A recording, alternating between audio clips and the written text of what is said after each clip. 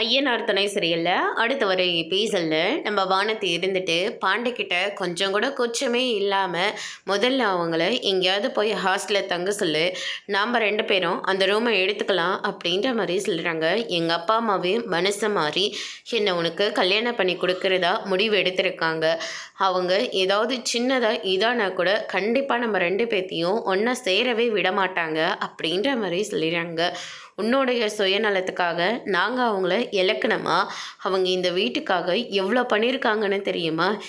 இந்த வீட்டை ஜப்தி பண்ணும்போது கூட அவங்க தான் கஷ்டப்பட்டு அந்த பத்திரத்தை தேடி கண்டுபிடிச்சி இந்த வீட்டை பழையபடி எங்களுக்கு திருப்பி கொடுத்தாங்க.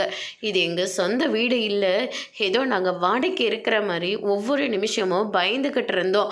ஆனால் அவங்க மட்டும் இல்லைன்னா கண்டிப்பாக நாங்கள் எல்லாரும் நடுத்தெருவில் தான் நின்றுட்டுருக்கணும் அப்படின்ற மாதிரி சொல்கிறாங்க. நான் கூட தான் அன்னைக்கு உன்னை வீட்டுக்கு வர சொன்னேன்.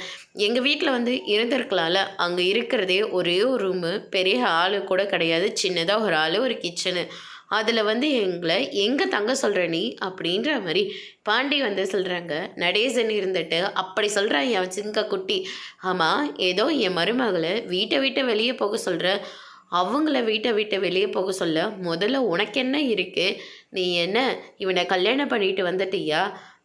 இன்னும் கல்யாணமே ஆகலை, அதுக்குள்ளே வீட்டை பிரிக்க பார்க்குறியா? நீ வீட்டில் இருக்கிற எல்லாத்தையும் வெளியே அனுப்ப பார்க்குறியா? அப்படின்னா இந்த வீட்டுக்கு வந்தால் நீ என்னெல்லாம் பண்ணுவ அப்படின்ற மாதிரி சொல்கிறாங்க. அதோட பிரம ஒழிச்சிருக்காங்க.